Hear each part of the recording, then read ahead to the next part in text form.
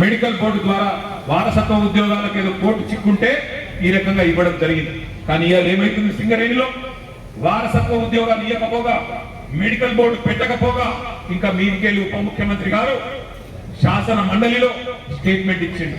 ఏమని చెప్తున్నాడు, మనం గతంలో ఇచ్చిన 16,000 ఉద్యోగాల మీదనట ఏసీబీ విచారణ, విజిలెన్స్ విచారణ ఈ ప్రభుత్వం జరిపిస్తుందట. నేను దమ్ముంటే ముఖ్యమంత్రిని, మంత్రిని అడుగుతా ఉన్నాం, ఉప ముఖ్యమంత్రి గారిని అడుగుతా ఉన్నాం, దమ్ముంటే నీ బావమరి సృజన్ రెడ్డి మీద వెంటనే ఒక సిట్ అయి ఏసీబీ ఎంక్వైరీ అయ్యి ఎవరు దొంగనో ఎవరు దొంగతనం చేసినో బయటకు వస్తుంది. మీరు వేయాల్సిన విచారణలు మేము ఇచ్చిన 16,000 ఉద్యోగాల మీద కాదు, చేసుకుంటే అది కూడా చేసుకో, మాకేం ఫరక్ పడదు. కానీ ముందు ఇక్కడ మెడికల్ బోర్డు పెట్టు.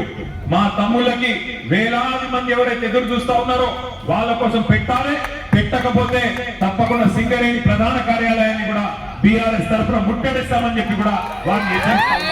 మీరందరూ కలిసి రావాలి. ఖచ్చితంగా ప్రతి బొగ్గు గనిలో కూడా మళ్ళీ అగ్గి